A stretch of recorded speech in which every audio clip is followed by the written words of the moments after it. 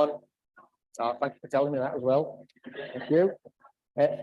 Next Sunday, Barry's back and he'll be looking at Matthew chapter 7 and 8. Okay. Right.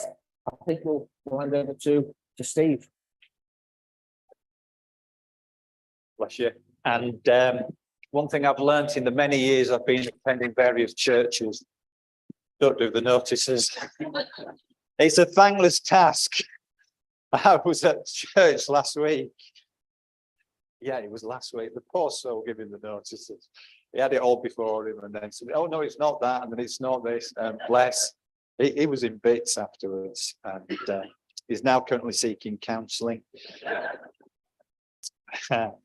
Anyway, so lovely to be here. And it's lovely to share fellowship with you. And I can't say Happy New Year to you anymore because it's February, it's so tough. So if you're not having a Happy New Year, it's no good looking to me because you can't have one now. We're going to watch a video if that's okay, and then we're going. And there are absolutely no prizes other than smugness and a deep sense of self-satisfaction, which counts for nothing. All right, so let's just go with the video first. Okay. Play.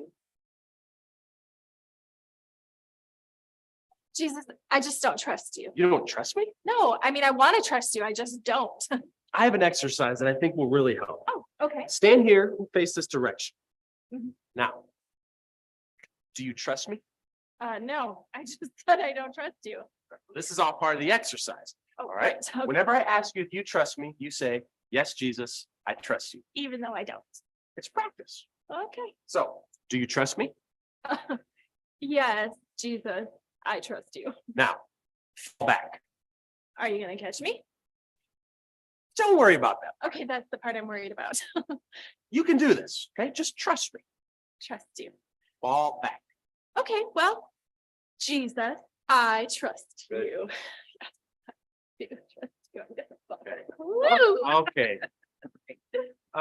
Let's try this again. Just face this direction and keep your feet planted. All right. Do you trust me? Yes, Jesus, I trust you. Now, fall back. Okay, I'm gonna do it. All right. I'm really gonna do it. Good.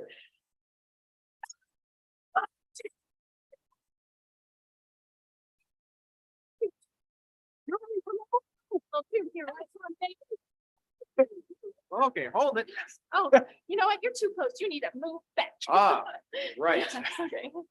This one's a little bit different. Oh, okay. Stand here, Uh-huh. but face. Forward ball. I Okay. can do that. Wait. Whoa. Okay. Wait for my signal. Oh, right. The Jesus signal. Yes, Jesus signal. Do you trust me? Yes, Jesus, I trust you so much. Good. Fall back. That's awesome. It is awesome, especially when you do it. Seriously? Of course. Okay, Jesus, I don't know if you noticed this, but there is nobody over there. I know it looks that way to you. It looks that way. It is that way. You can do this, Laura. Just trust me and fall back. Jesus, I can't do that. We can do it together. I can't. You can. I won't.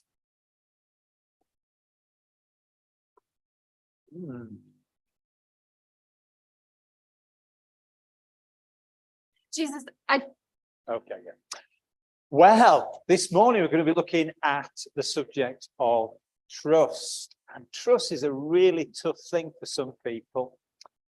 It's in short supply when it comes to, let's think, politicians.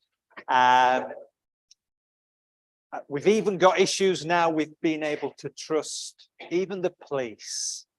It's really, really difficult. Do we trust our teachers? Do we trust our friends? Well, let's ask an even bigger question, which was what Laura was trying to do or learn to do, is do we really trust God?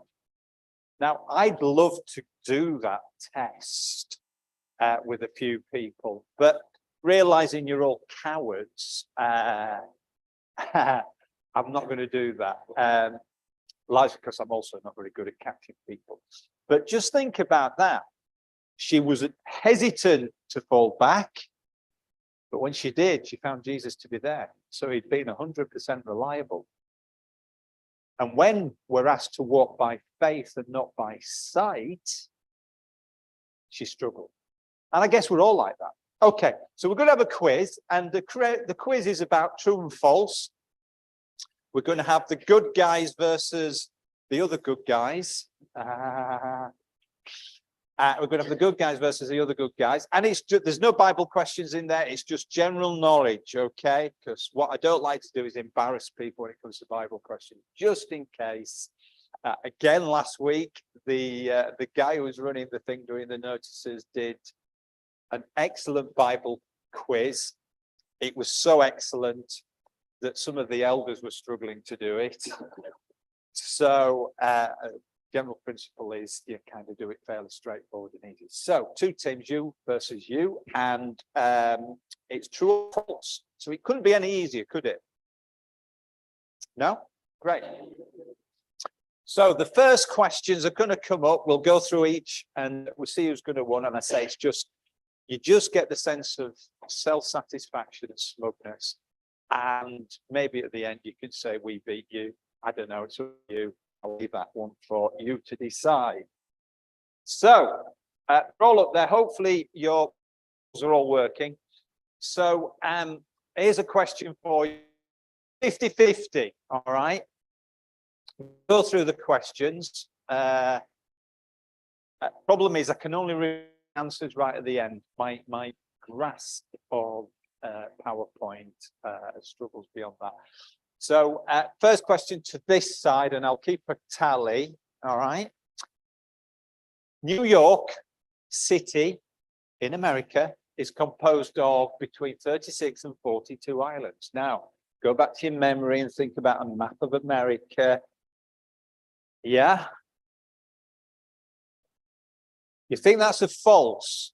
Okay, all right. You just bear that one there to one side at the minute. I'm going to keep you in suspense till we get to the end of this first page. Just the way it works. Right, this side, a cross between a horse and a zebra is a hobra. That's false, is it? Definitely? Okay. So you said false, you said false. We've got 2 false so far. Next question. The capital of Portugal is Faro. True or false? False. Okay. And then the final one on this one is allium phobia. Let me repeat. Fear of garlic. True or false?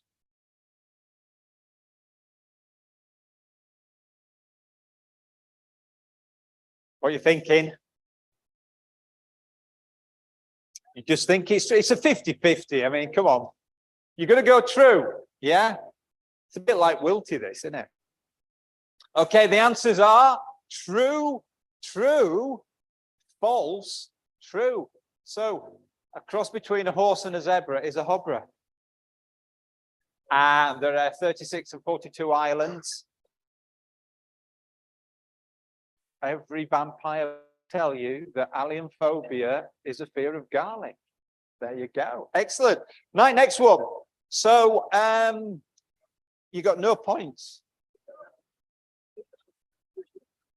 Are you sure which one was that one? You see, the peasants are revolting as usual. Okay, next one. Right, your side. Red and green make yellow. No? So that's false. Somebody said true. Who was that? Yeah, which side are you on? Well, you shut up and you false. All right then. Okay, you can speak on this one. So that's false, you reckon? All right. The county town of Devon, where you put jam onto cream, then onto the scone, is Exeter. True or false? Who said that one? You can shut up now. What are you thinking? True or false? Yeah, going for it is true. No, true. Okay.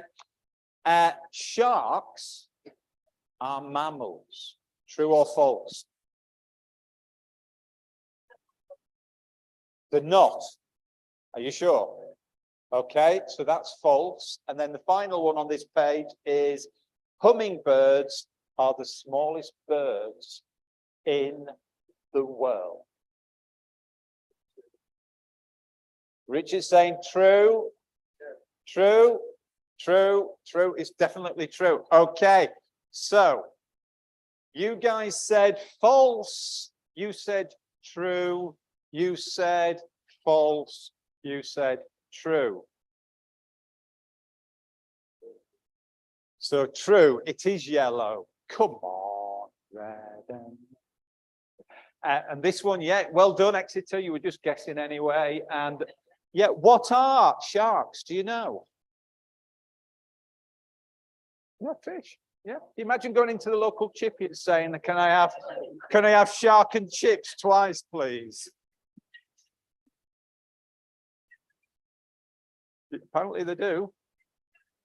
Yeah, apparently they do. Okay. All right, listen, as I say, if you want to take it outside afterwards. All right, then. Here's the next one. Oh, don't you love it when the guy at the front just says absolutely preposterous things and you just, there's nothing you can do about it. Anyway, it takes a sloth. Do you know what a sloth is? Yeah, you're married to one. That's what you're going to say, isn't it? Okay, it takes a sloth 2 weeks to digest a meal. True or false? We'll go with this side. You're saying it's 1 week. That's fast food, though. What about it, normal food? Okay, you're saying it's true. Okay. No, you're saying it's false. You're saying it's false. Okay. The largest living frog in the world is called the Goliath frog of West Africa. I mean, come on, Goliath frog. True or false? True. Do you even know if there is a Goliath frog? No. All right, it sounds all right, does it? Okay, so we're going true on that one. I will check with the expert on animals later. Here's one for you again, right? Okay. An octopus has 7 hearts, true or false? True, okay. And then finally, the Galapagos tortoises sleep up to 16 hours a day. Nearly as much as a teenager. Are we saying yes or no? True. Okay, here we go, folks. And the answers are 2 weeks, sorry. It is 2 weeks. Again, we can take it outside, sort me out. It is a real thing, is that? Can you imagine how big that frog is? I mean, you know where they say you don't want to kiss too many frogs, do you? To get your prince, but I don't want to kiss any of those. And then, yeah, an octopus has 12 hearts, apparently. Well, you know, if you have one heart attack, it's not a problem, is it? And then a Galapagos tortoise sleeps up to 16 hours a day. It takes him 16 hours to get to bed. To get out. So well done. That's excellent. All right. So we were talking about trust. Now, you clearly had some trust issues with some of the answers again, didn't you? And you've just taken at face value that what I've told you is true or false. Because if you don't know, you don't know. There was one answer in there that was said was false, is actually true. And the cross between a zebra and a horse is a horse. So, trust, it's a really difficult thing to grasp, isn't it? And just because I stand at the front and say this is true and that is false, you have no idea, have you? So it's really important that we have trust. And it is so important that we're able to trust somebody who is reliable. Certainly not me. So I was panicking a little bit when Richard, well, not so much panicking. I was glad when Richard read Psalm 37, but we're going to read Psalm 31, just a few verses. Then I'm going to share you a story. My wife and I have been going through Psalms a fair bit. We spend our time reading them on a morning, and we're on Psalm 42 and 43 this morning. But what struck me over the last few weeks, in the 30s Psalms, so the Psalms 30 to 39, the question of trust comes up quite a few times. So out of three of those 10 Psalms, the subject of trust appears. But this particular one I thought was relevant. Listen to these words. I trust in you, Lord. I say, you are my God. My time are in your hands. Deliver me from the hands of my enemies, from those who pursue me. Let your face shine on your servant. Save me in your unfailing love. What amazing words. My times are in your hands. I'm going to come and share a story with you in a minute, but I just wanted to share another story. When I was a young man, because I'm not anymore, and I can promise you when I get up in the morning, I definitely don't feel it anymore. But when I was a young man, I went to a place in America called the Grand Canyon. And it was a big adventure, a massive adventure. And I was really looking forward to it, but I was kind of equally a bit nervous because I've never done anything like that before. I was only 17. It's not 17-year-old lads are like. 17-year-old lads are all thinking, anything's possible. There isn't a problem that you can't face. Ain't no mountain high enough.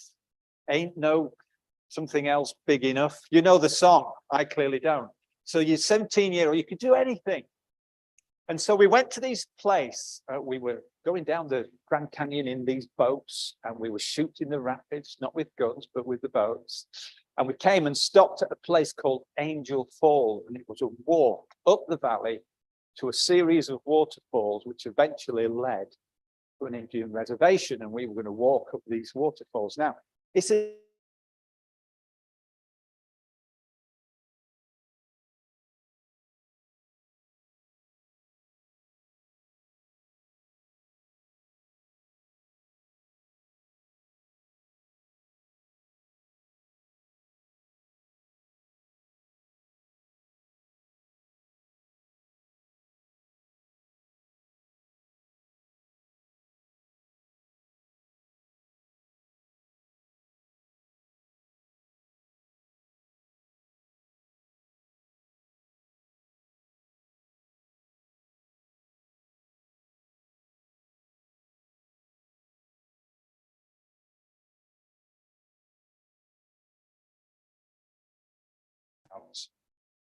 Now it says, my times are in your hands.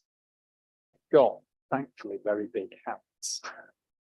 And thankfully, I had a very sure place to stand when I was dragging those lads back onto the ledge. Now, I remember that particular instance vividly, because if I hadn't have had sure footing, if I hadn't have been on solid ground, and if I hadn't have had a firm hold on them, I don't know what would have happened to them. God has got us firmly in his hands, which leads me as a nice segue into, we'll keep those verses up, to the story of Blondin. And I've got to remember people are online, so I really apologize if you're online and keep seeing me splitting in and out. I apologize. So I'm going old school. I'm not putting it up there, I'm putting it on here. Now, Has anybody ever heard of Blondin? Can anybody tell me or guess what Blondin was famous for? And possibly what colour hair he had?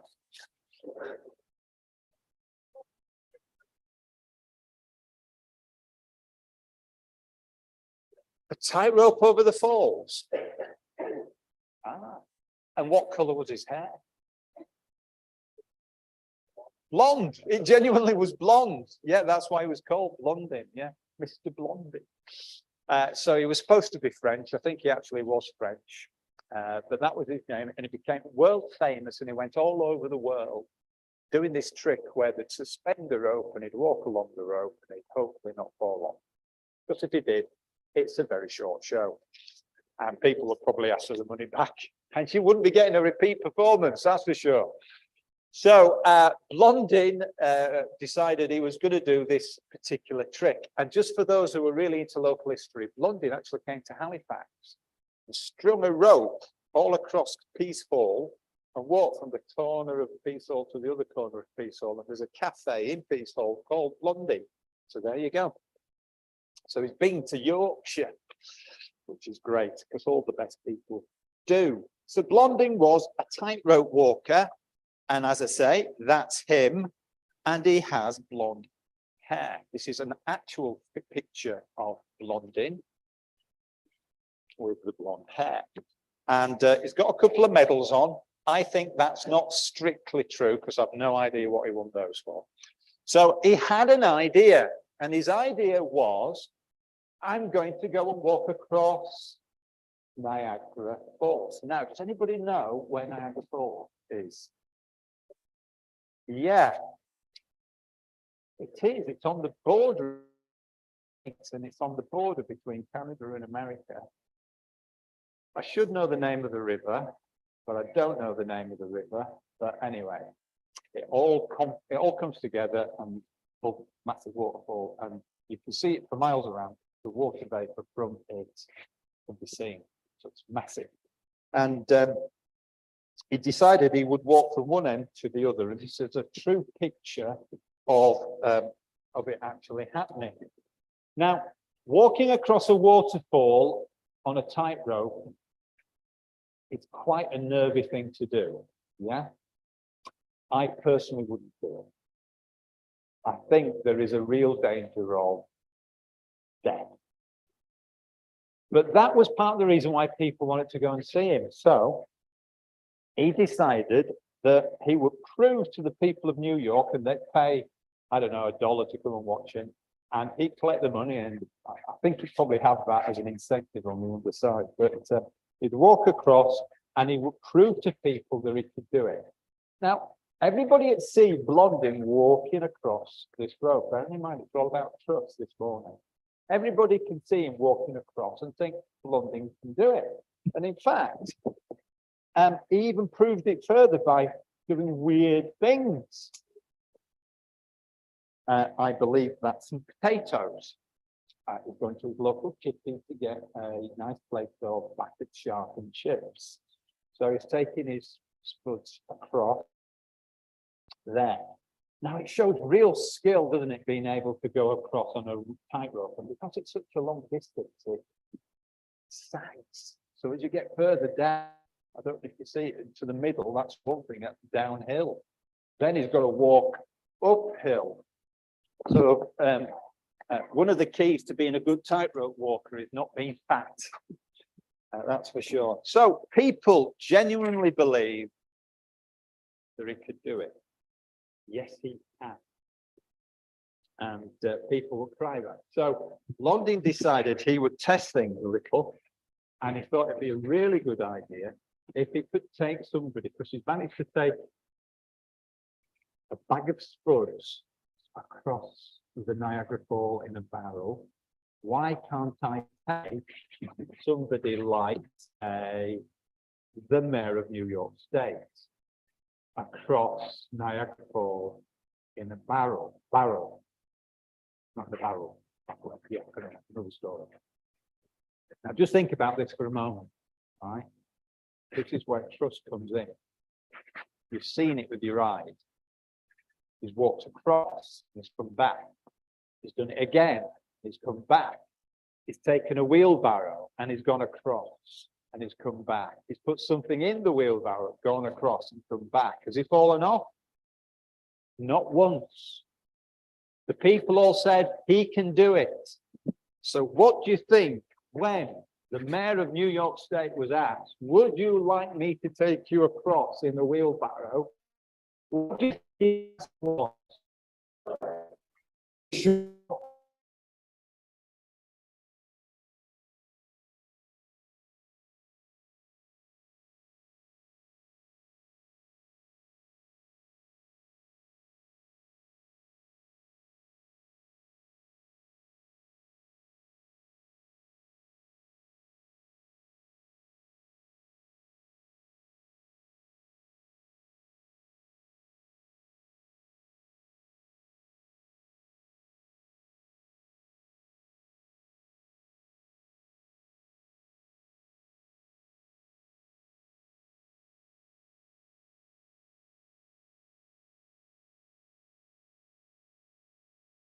To go in the wheelbarrow.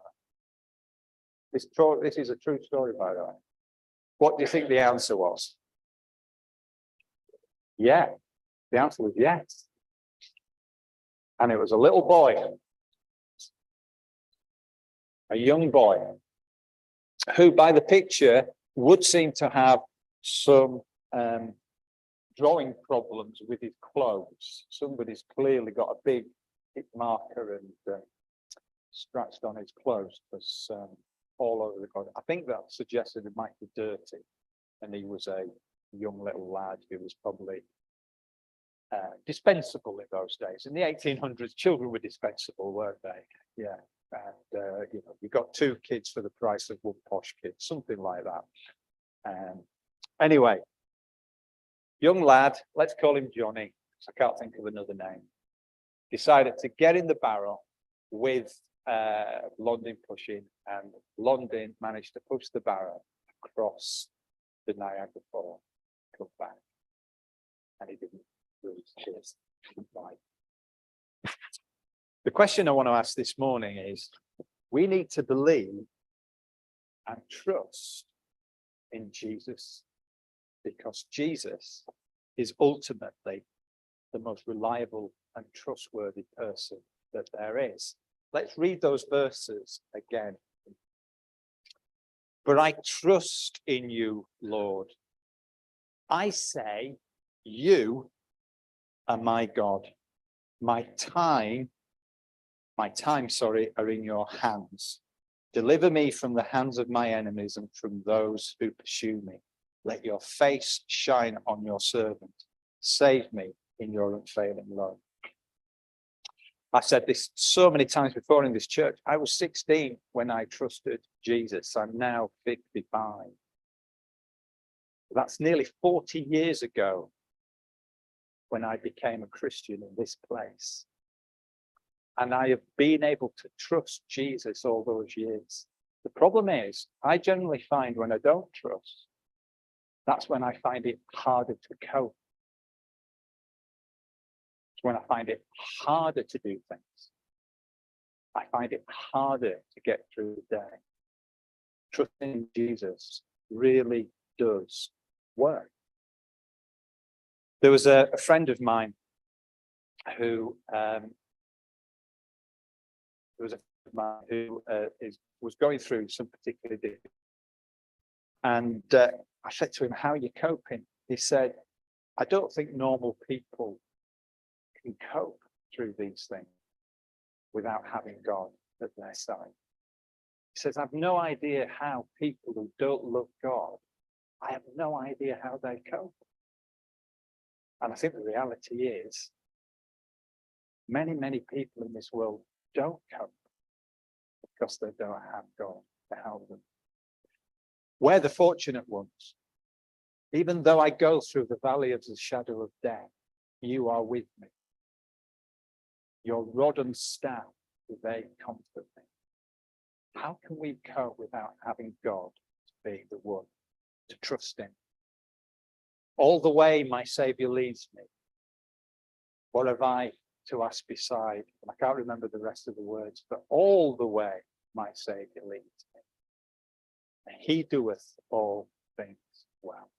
So I probably actually messed up a little bit, so which I ask your forgiveness, because it means we're going to be one hymn short. So we're going to be singing the last hymn, which is, have I done that right? Have I missed a hymn? I think I have missed a hymn, haven't I? My apologies. But we do have the last hymn. So we're going to stand and sing the last hymn. But remember this, trust in the Lord. Your times are in his hands. So it's 269, and we're going to stand to sing. Yeah, it's in the books. If you've hopefully all got the books. 169, so it's not on the. And for those at home, I'm sorry, you'll just have to come along.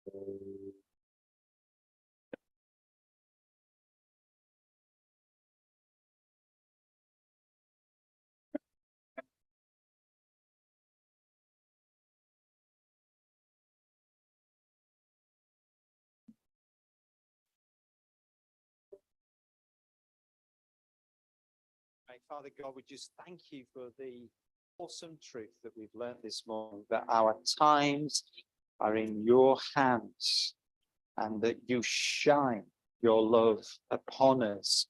Help us to trust, not just to say it, not just to pretend, but to trust. For you are an amazing God and we love you. Amen.